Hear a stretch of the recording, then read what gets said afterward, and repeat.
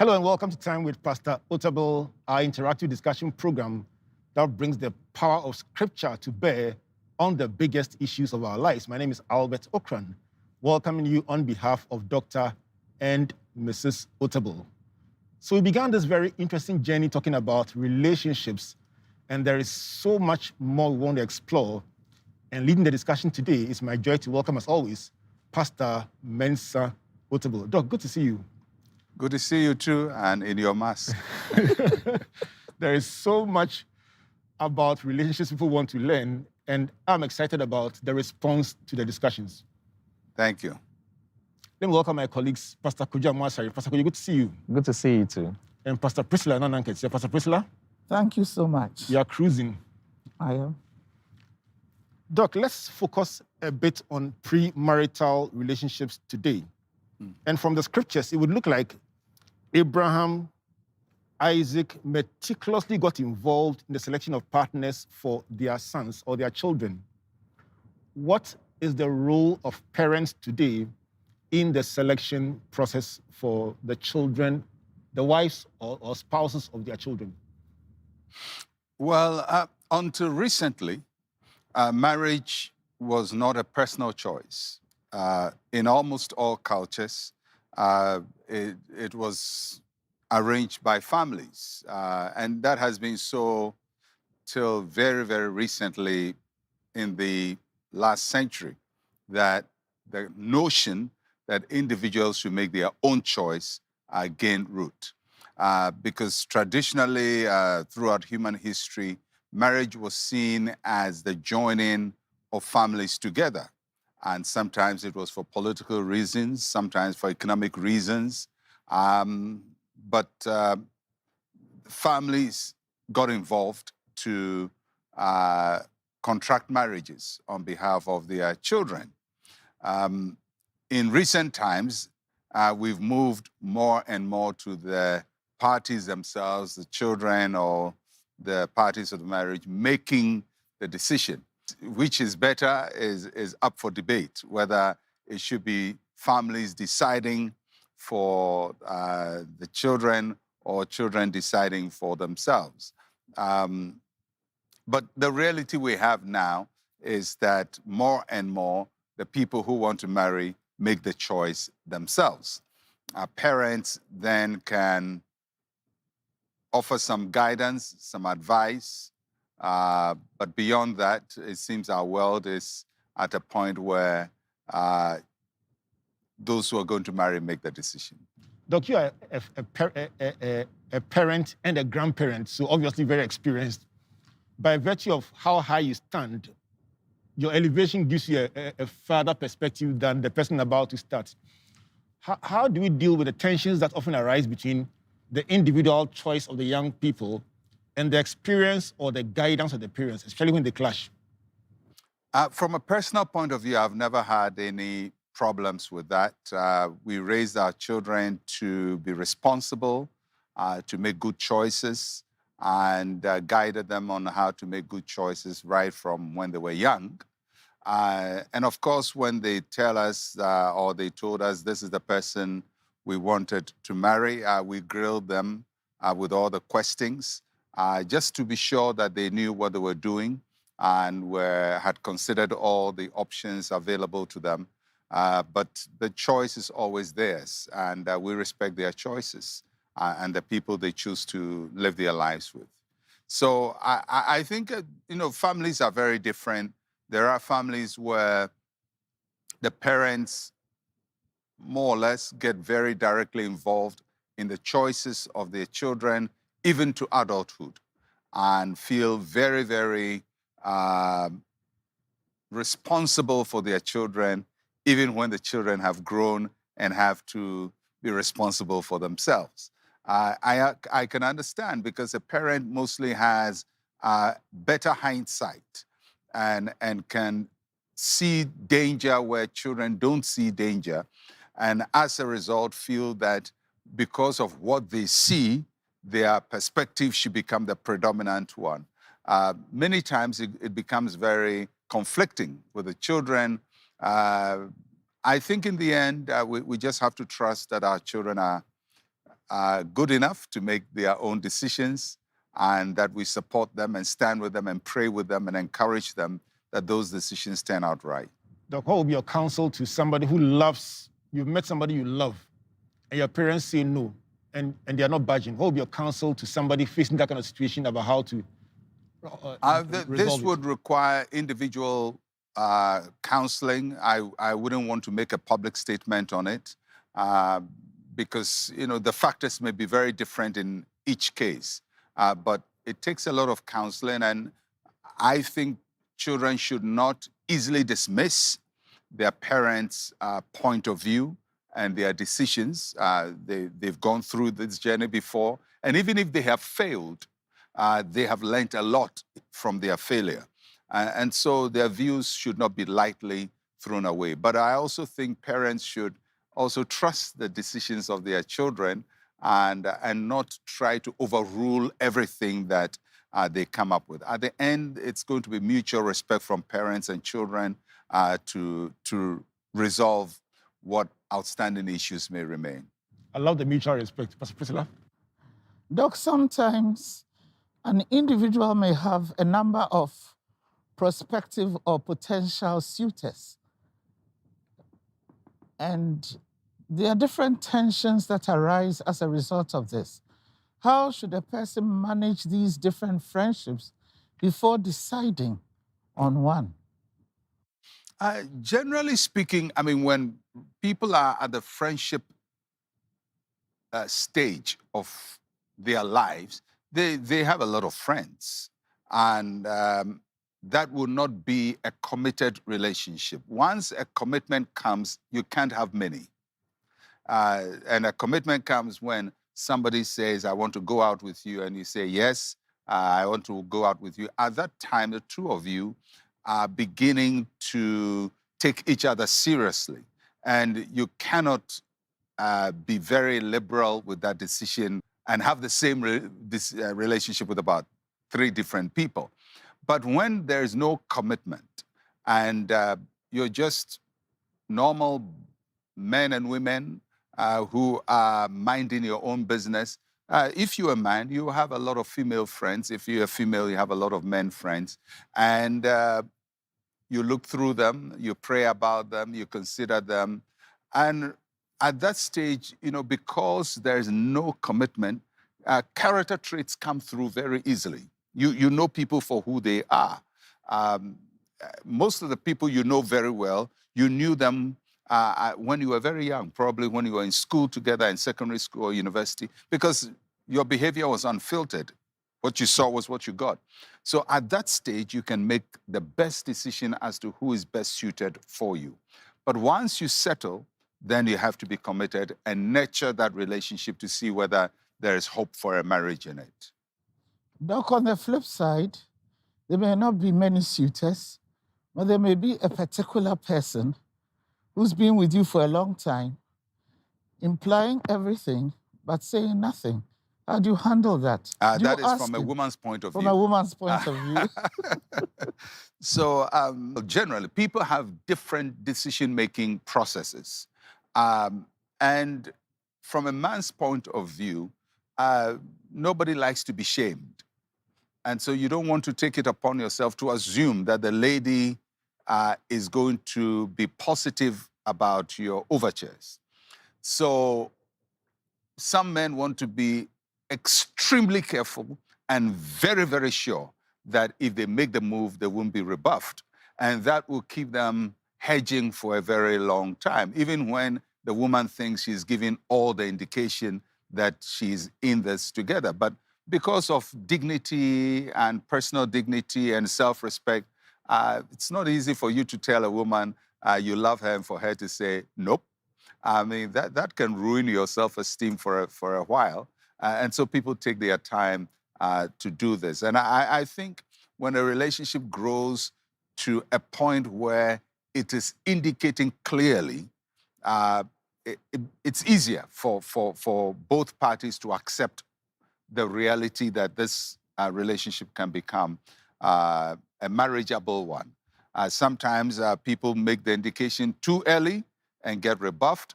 And sometimes the ladies also take time to make their decisions. And so when a man thinks a woman has decided, she hasn't, she's still processing. So I think patience is required on both ends. Thank you. Yeah, Doc, but should the woman give some green lights? I wonder what the green light is. I think when you are interested in somebody, there is no need pretending you're not interested in the person. I mean, this is not a military strategy. We're not trying to conquer a nation. So, I mean, if you like the man, don't say, I like you, but everything you say and do should send a signal that you like the person. You prefer their company to other people's company. Because as a relationship grows, you just realize you spend more time with one particular person than others. And that should begin to send a signal, I'm beginning to settle my mind about this person. If the person is interested, they will pick up the signals. If they're not picking the signals with all the efforts, two things may be at play. Maybe they're just friends, nice, good friends, but have no romantic interest in the relationship. They just want to keep it as a friendship. Or they are so intimidated by you that they need encouragement to state their minds from the position of a female and a male. Doc, maybe the lady could drop a hint, like John the Baptist asked, are you he, or should I expect someone? Are you he who is to come, or should I expect someone? I mean, if you're a bold woman, not every woman can ask that question. Some women are also quite protective of their dignity and their self-worth and don't want to appear too eager and to be rebuffed. No human being likes to be rebuffed. Nobody likes to be rejected. And so a very courageous woman can say that. Sometimes people may tell other friends to find out, what is he thinking, or what is she thinking? In private, when you converse, what are they saying? So it's just having clarity that this is this relationship. If you are bold and you don't care being rejected, then I think you can just be forward and say, are you the one, or we should look for another one? But if you are one of those very demure ladies, then that's going to be a difficult push for you. Doc, it seems from scriptures that in the olden days, people went straight into marriage, judging from the few recorded instances. What is scriptural position of dating and courtship? Because of the way marriages were contracted, for example, in the Jewish society, there were processes. I mean, you would go and see the parents. Even if you saw the lady yourself, your parents would have to be the ones who would make the approach. If they are accepted, then they would start the betrothal process, which is almost like marriage, but it takes about a year, where the man then is preparing his home and all of that to receive his wife. So at that time, there is no intimacy between them, but there is a sense that they are going to get married. That is the best of what you call a dating period in those days. But this time, dating has a very wide understanding from how people seeing it as a time to getting to know each other from a non-intimacy relationship to others who think that there should be intimacy. For a Christian, the only time there is physical intimacy between a man and a woman is when they're married. That's the only time. And every other period before then, there's no intimacy. And there is no pseudo-intimacy.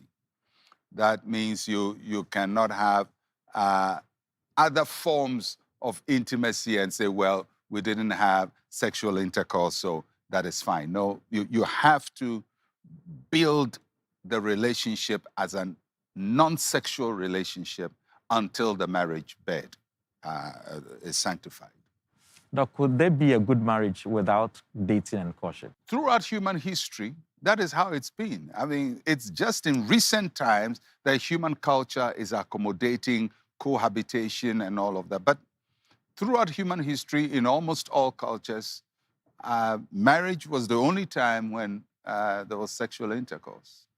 So it means that we've lived with that culture, tradition for years, and our bodies are used to it. So it's when we think that our time is the best time and the permissiveness of our day is supposed to be the standard. But in all the periods of human history, that is not how it's been.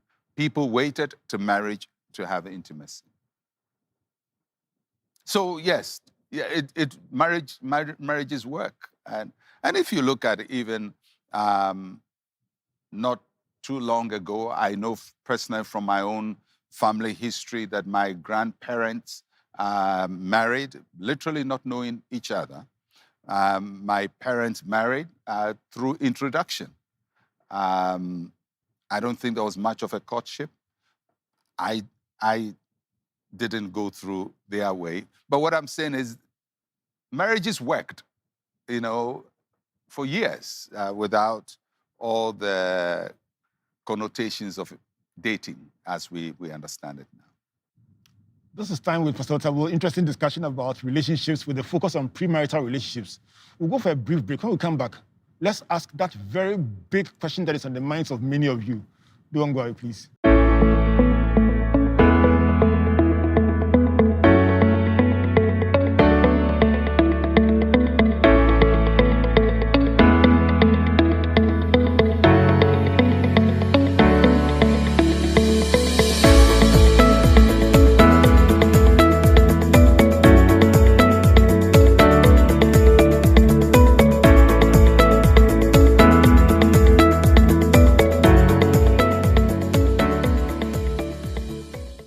Welcome back to Time with Pastor Otabil, discussing today premarital relationships. Doc, let's go to that big question, love at first sight. So people meet somebody and they tell you they met the person last week or yesterday and they say they love them and they want to marry them. What would you say to that?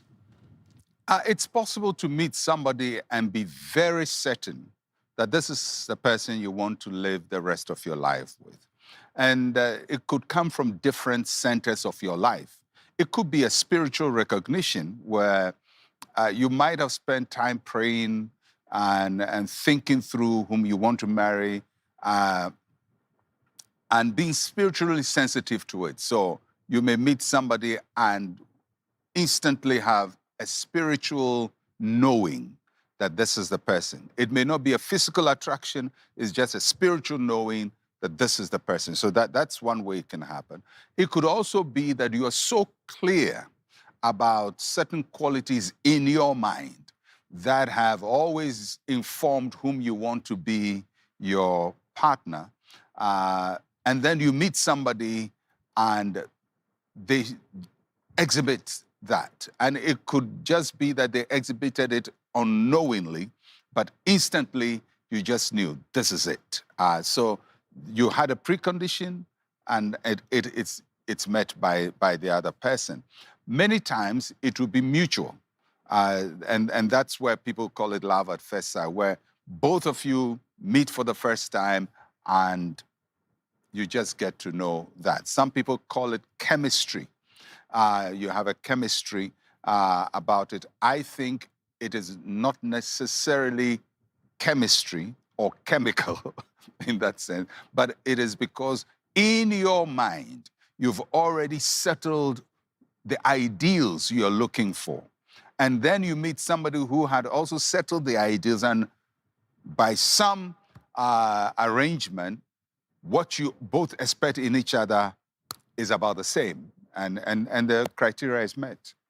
And that would be what they call love at first sight. Will connection be a better word than chemistry? You make some kind of connection or recognition of each other that is real. Then there are those who, for whom it's purely physical.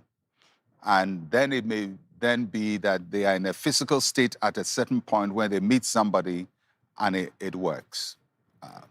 I hear that for many people, they end up marrying somebody who, in a way, reminds them of a parent that they look up to. Is it true? I think you may find out why you were attracted the first time later on. Okay. So later on, as you think it through, then you may find the attraction and where it came from. It could be from your liking of a parent or a sibling or sometimes a movie star, you know, something you liked that unconsciously that person reflected. And so right there, you knew that this was the person.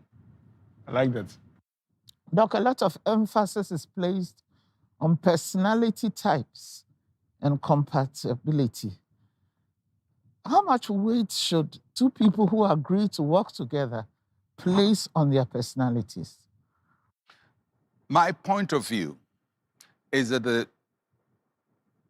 for a marriage to work, the people must be respectful of each other. That's probably the most important foundation. They must be respectful of each other, and they must think selflessly concerning each other. If they have these two, no matter the temperament, tribe, whatever, the marriage will work. If these two are lacking, you can have all the chemistry you want, you're going to have some serious struggles, because these are the two important glues that hold a relationship for a very long time. There has to be mutual respect, and there has to be a giving of each other's self to the other person, prioritizing the other person, and giving selflessly to the other person.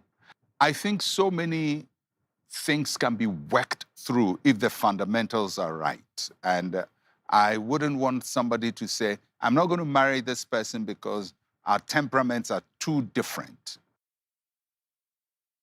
That's why you should probably explore the person, because you're very different from them. Even where your values are very different in terms of family values, how you were raised up and socialized in your families are very different, you can still work it out. Even if there's a huge educational gap, you can work it out.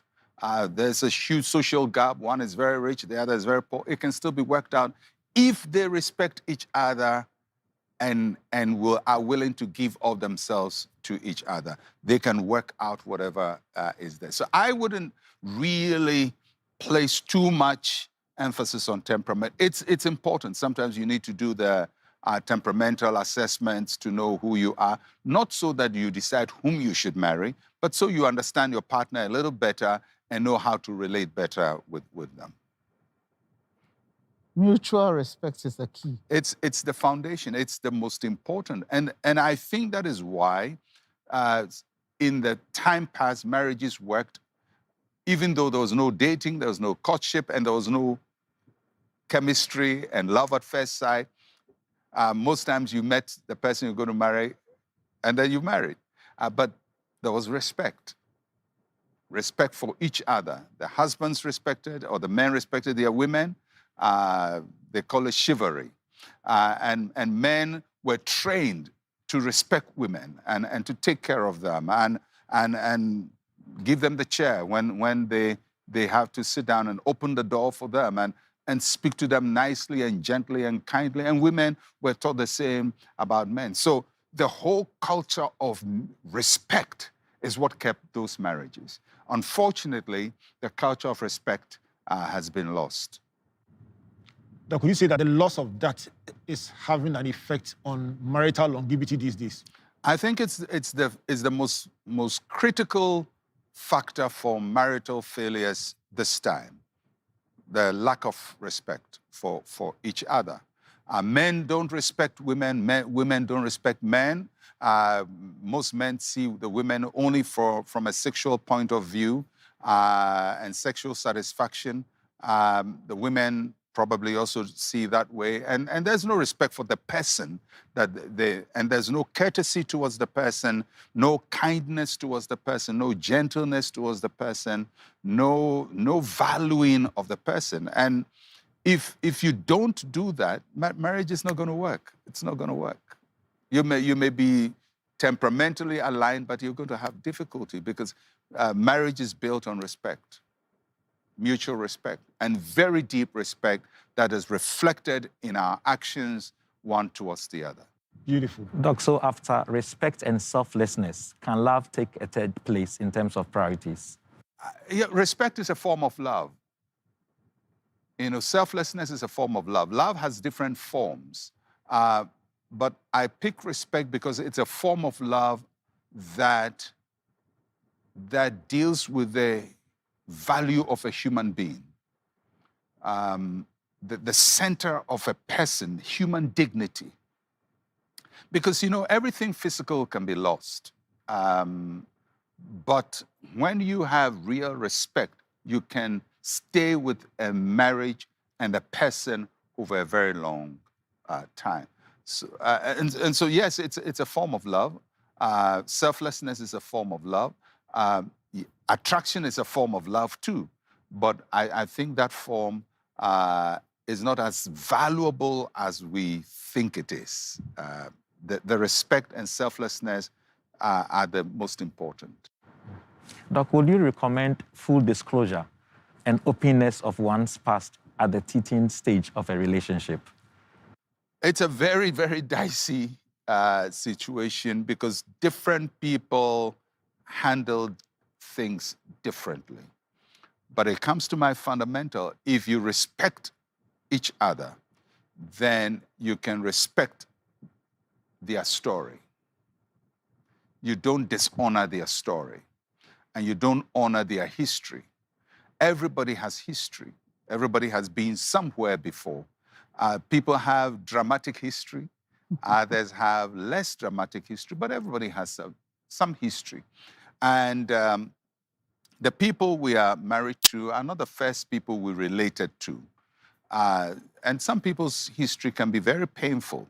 And I feel that if somebody has had a very painful history and they have the courage to share it, that courage must be respected. And that history must be respected.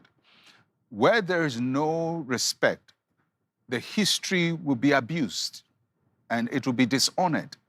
And so what you shared, which you thought would bring understanding, will bring misunderstanding. And it's all because of what I call the respect value. So these are some of the things I don't want to say do or don't on TV. I think it's important to counsel people individually on these matters because I don't want somebody listening to me to say, well, then I'm going to say what happened to me in secondary school. It may ruin the relationship. It has to be done advisedly. I think that for many people, the fear is that when it is found out later, trust would be seen to be breached. And that is most people's fear. I mean, if something has happened, and I'm not saying don't say it. I'm just saying that if the relationship is problematic right from the beginning, saying it is going to ruin the relationship because there's no respect and there's no sensitivity and there's no value for human dignity in the relationship. So whatever you say will be used against you. So if there is something in your histories that is public knowledge that would definitely come out, a schoolmate will say it, a friend will say, it's going to come out whether you like it or not, then it's better you find the best way to communicate that. If it is something that may never come out, but still makes you feel that you're holding something against the other person, then you have to find the best way to communicate it. Because that is one way where ignorance may sometimes be a blessing, but It may be a blessing in the, not fully because you don't feel good about it. You feel that the other person should share that part of your story with you. It has to be done advisedly. Doc, you mentioned problematic relationships. There are times when every indication shows that a relationship is struggling. Do you fight to salvage it? And at what point do you say, you know what, this thing is really not working? I think it's better to break up a relationship before marriage than after marriage. So you have to count the effect. Splitting something at this early stage or splitting it later. I mean, most marriages that do not work, the seeds of it were observed before the marriage started. It's just that, like human beings, we all feel it can get better, we can work on it, and then it gets very bad. But that is not also to say every struggling relationship should be abandoned. Sometimes struggle is based on, it's just ignorance, some information, some counseling, some help can give you the tools to resolve the struggle. But if it is violence, it's not workable. If there's physical violence, it's not workable. If there is substantial abuse, verbal abuse, insults, gross disrespect, it can be worked through. It cannot. If there is substance abuse, severe drunkenness, and things of that nature, drugs, you have to resolve this very quickly because it's going to get worse. Let people sort out their problems for a future partner, but I think you should find a way to end the relationship. The word end is hard for many people. But last week, in a previous edition, you made a very profound statement that people don't fundamentally change. I'd like to stay with that a minute or two. Yes, because most people are stuck with who they are. They can change, but the price for change may not be something they are ready for. Because, you know, the reason people don't change is because they defend their weaknesses. They accept it as part of their package. They don't see it as an abnormality with them. So they will say, that's how I am. That's who I am. If you don't like me, that's how I am. And because people have accepted their weaknesses as an integral part of themselves, they can't change it. So that means that you can only change when you recognize your weakness as a weakness and make the efforts to deal with them.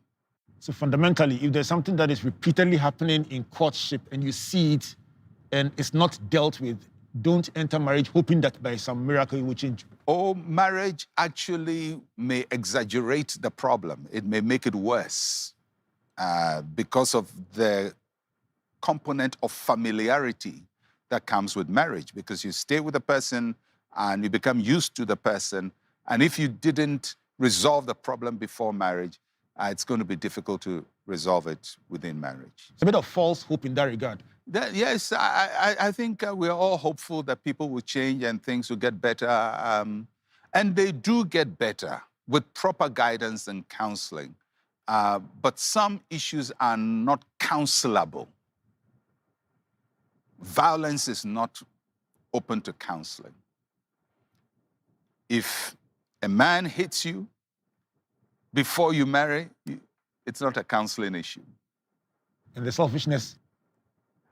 Selfishness, if there's gross selfishness, this person is, the center of his life is himself. Spends all his time on himself, all his money on himself, all her money on herself, all her time on herself. Every argument has to be won by him or her. They don't care about your feelings. They don't care about your emotions. They don't know how to say sorry. They don't know how to apologize. They don't know how to make peace. And you're seeing it before marriage. Commonsensically, you should advise yourself. I love this. What's Priscilla? Doc, when relationships break down, sometimes people find it very difficult to move on because they've invested time, they've invested emotions, and other resources. How do they heal? How do they recover to move on? It's a tough one because you don't we get into relationships with our emotions, and we psychologically get involved with a person, and they become an important part of you, and you invest a lot of your feeling and your thoughts in them. So once that breaks, it's always a very, very difficult phase for anybody. Sometimes people feel that the way to respond to it is to get a replacement, but that's not the way to do it. You must take some time off to sort yourself out. And I always advise counseling. That you go through some form of counseling just to help you to position what has happened, come to terms with it emotionally, pray about it, seek God's face about it.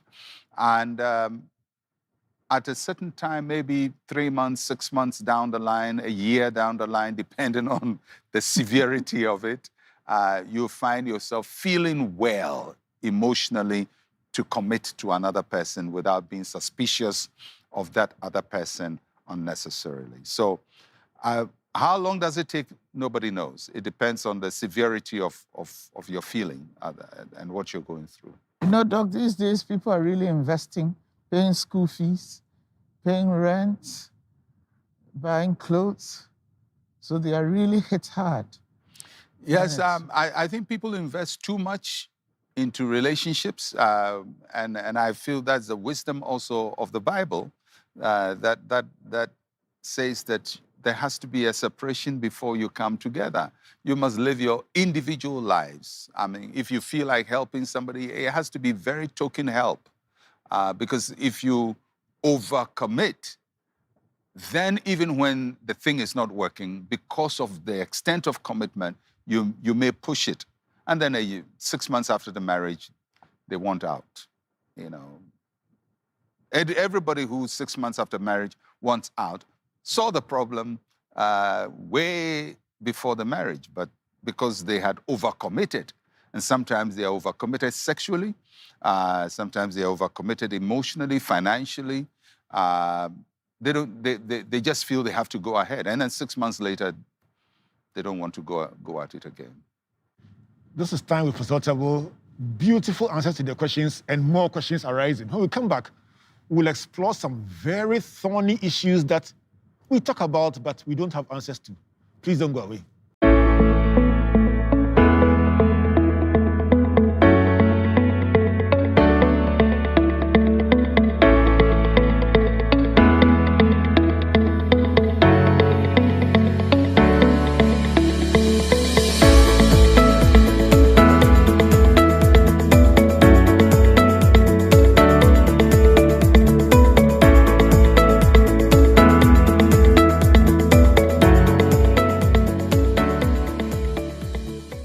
Welcome back to Time with Pastor Otabil, and aren't we having fun discussing the issue of premarital relationships? If you love somebody, if you care about somebody, send them the link, call them to watch us, and let's explore these very important life themes. The number on the screen is the number to send a question to, and send as many as you can with your name and your location so we can ask Pastor Otabil in subsequent editions. Pastor Koyo? Doc, considering the fact that courtship does not automatically end up in marriage, how does one guard against his emotions so that he doesn't get overly attached and committed? We cannot be cynical where you're courting, but you're also anticipating it will not work, so you don't give of your heart and you don't give of yourself to it. I mean, you have to give your heart to it, and that's the risk you are taking. It may not work, but you have to give it your best effort. So I think there has to be real intention to make it work. You have to invest emotionally. When there are problems, you have to make time to sit and talk it through and resolve them. You have to invest into forgiving each other and giving each other, the opportunity to be better. These are things you have to do genuinely. And I feel that if we invest properly, hopefully it works. But if it doesn't, you will not blame yourself that you didn't give it your all. You gave it your all, and for some reason, whatever reason, it didn't work. So love is very risky. Relationships are very risky. Risky in the sense that they don't always turn out the way you want them to turn out. But it's a risk worth taking, and it's an adventure worth going on. And give it your best goodwill and your best intention. Doc, talking about risk and adventure, sometimes the literature, the movies paint a picture about relationships that is not realistic. And so people get disappointed when the reality doesn't match what they saw in movies or read in books. How do we create the proper balance in expectation? Well, I think the best way is to look at the lives of those who make the movies and see whether they're managing it well. And you find most of them are struggling with it. So it just tells you it's a movie, and you don't make it your priority. People who write romantic novels, you may find that in their own private lives are very, very disturbed people. We don't live our lives on fantasies. We live our life in reality. And the reality is the person in front of you, not the person you wish would be in front of you, but the person in front of you, the person you are in the relationship with. That's your reality.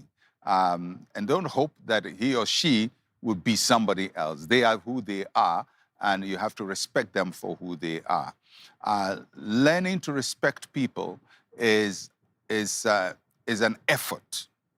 And it's something you have to really give yourself to show respect to people, to their time, to everything about them. So if you respect him or her, you will not fantasize about somebody else whilst you are in a relationship with them. That means that ahead of the relationship to perception about how a relationship should be, it should not be informed by films and books. It may give you a certain sense and a certain expectation. You can't run away from it. If you read some books, watch movies, it may give you an expectation. And that's why I said, just look at the lives of those who acted those movies, and then you know that expectation is a totally unrealistic expectation. It is very unfair to expect that the life you have with somebody should be like a 2-hour movie, where all the problems are edited out and it's scripted for it to look nice. And you live with this person whose life has not been edited out and all his problems are there and there's no script. He's just living it, or she's living it as it comes. I think it's very unfair to expect that it will be like a movie. So we can love movies, but they are never reality. And we have to deal with the reality of the person in front of you. Which has no editing. No editing. I love that. Doc, let's talk about blood covenants. Sometimes people enter into blood covenants supposedly to ensure their relationship from collapsing. What are your thoughts on this practice or any other premarital covenants? I will consider that a mark of insecurity. Anything you do out of insecurity has no foundation. You know, whether you want the person to swear or write a note or give an undertaking or sign a document or join your blood together, it's all because you don't trust each other. And you want to control each other and manipulate each other. Because a relationship can be or co-manipulative, where both parties are manipulating each other for their own good.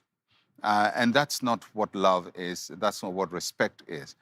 If you respect somebody, you give them the freedom to arrive at their own conviction at the right time.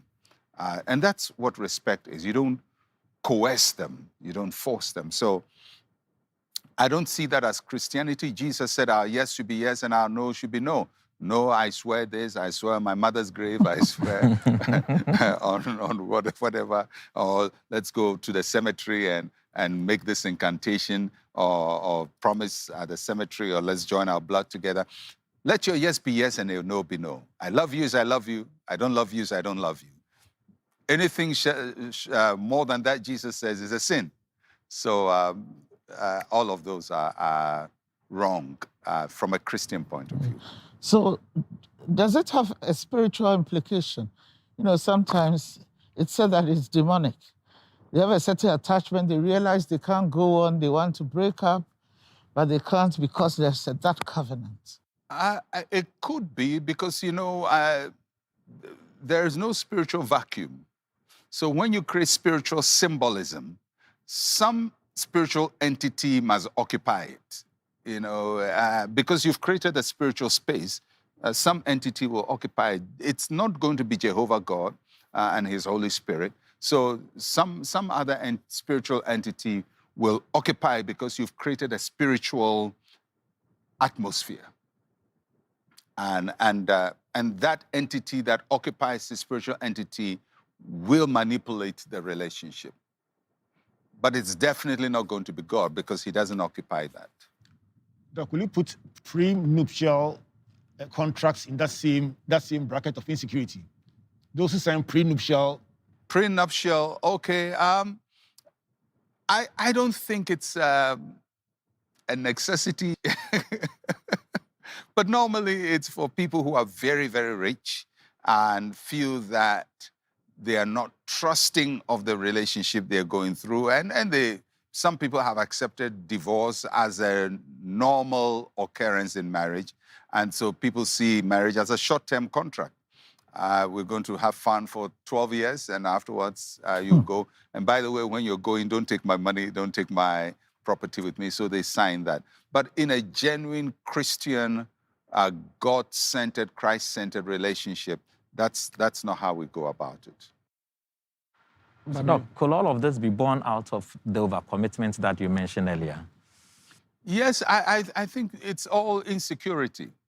If it's all insecurity, lack of trust for the other person. And let's face it, people have had very painful experiences.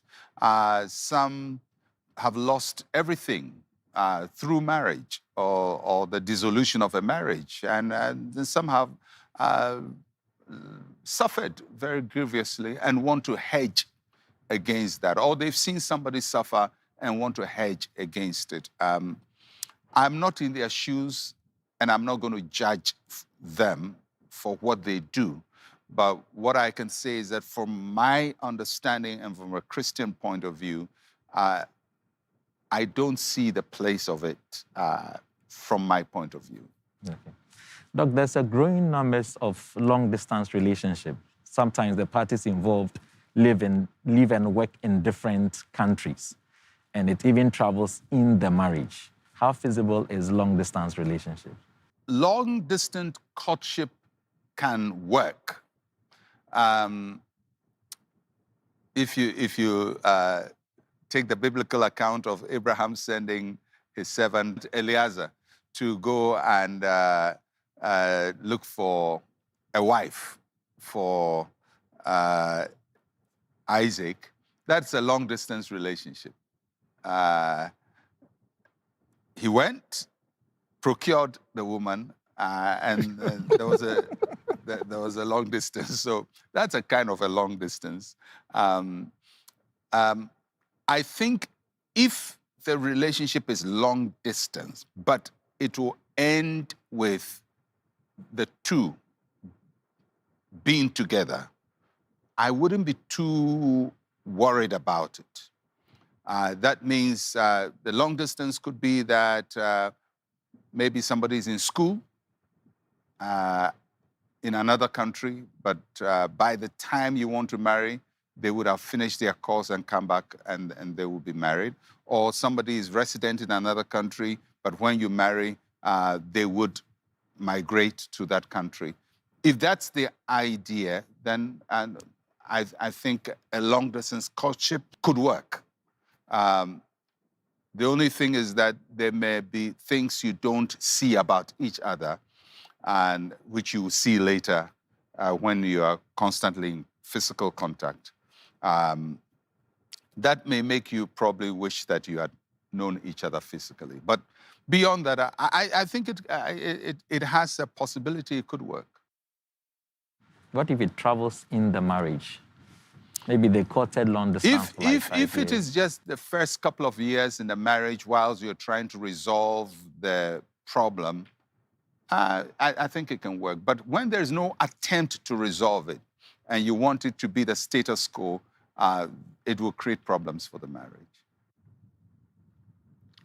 Talking about people who are courting for a long time and the only reason is because they are saving towards their big day. How important is the finances required to do a marriage compared to the actual marriage itself? It's a very tricky question because part of marriage's commitment is financial. We spend money when we're married, especially when the kids come. So spending money is part of marriage.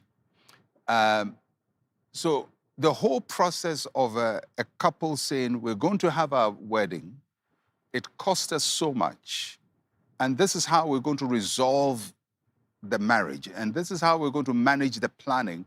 It's part of the process of deepening your relationship to know how to manage a financial budget, manage expectations, organize and arrange for things to happen. So I don't want people to see just what happens as a waste of time for the marriage. I think when we do that, we are minimizing the learning process that we go through. Because most couples would say that probably the planning of their wedding was when they came together the closest, prayed together, sought God's face, planned together, and all of that. They became a project team to have a wedding. Yes, the wedding may just be for a few minutes, and that's the end. But the lessons learned in arriving at those few minutes are very, very, very useful for how you manage other projects in your marriage. Because one day you want to build a house or buy a house, you want to, and all these things, you have to plan it. So I think it's there. However, having said that, we should not make having a glamorous ceremony a most important part of our celebration. Neither should we also cheapen the union so much that we don't invest anything into it at all. I think that would be an expression of your own value of the relationship. If you think you shouldn't spend anything for it, then what are you going to spend money for? The union that brought you together, you're not ready to spend for. What are you ready to spend money for? Then when you have children, you will say, well, they can go to any school. If your wife is going to have a child, you can say, oh, just anywhere is okay. Having a child on the floor is okay. No, that's not how we make decisions. Sometimes we pick up challenges and solve them. So I am not for the mindset that says the wedding is nothing. It is something. It's a project that a couple are working on. However, you must pick a project that is within your scope to manage. So it may not be very glamorous, but you have to do the right thing. You need to spend some money. I think that what you said is the bottom line. Within your scope, within your means, yeah. But not to ravish it. Yes. I mean, I know people who say the wedding ring is not important, and so they wouldn't spend any money on it. Yes, the wedding ring is not the marriage. But you see, where your treasure is, there your heart is. Things that you're ready to spend money on should show what you value. You know, so that's how I see it. So if you're going to get a wedding ring, don't spend all your money on it, but don't also cheapen it.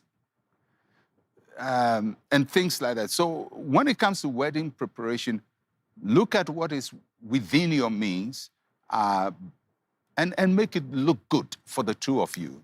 Honor yourselves. Honor yourself. It's your day, and honor the day. This has been time with Pastor Otabil, and this is the part of the program that I like the least, when we have to wrap up on such a wonderful conversation. Doc, I want to say a big thank you to you. Your answers are always thought-provoking and unexpected in a lot of instances, but thank you so much for the perspectives that you've brought to today's discussion. Thank you. Thank you. And let me recommend to you, listeners and viewers, watch this episode over and over and recommend it to your loved ones, because there's so much that will be a blessing to you. Pastor Kojo, thank you for your contribution. You're welcome. Haven't you enjoyed this? I have. Tremendously. Pastor Priscilla? It's been awesome. Wonderful. Next week is the big one on marriage. Don't miss that one. The pastor, before we sign off, for the benefit of all those watching us, especially on the issue of being fruitful in premarital relationships, what would you sign off with? And then also a prayer for our viewers. For all the young men and women, singles, who are working their way to marriage, I hope that the foundation of respect for each other will be established. Don't talk too harshly to each other. Don't abuse each other. Don't mistreat each other.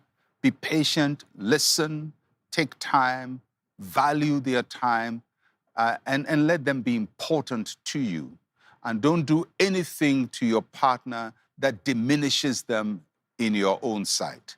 And when we build the culture of respect, we're building the right foundation for our marriage. So I pray for you, and I pray that God will touch your heart and God will touch your emotions and help you to feel secure in Him, so secure in Him that you are able to give of yourself to your partner.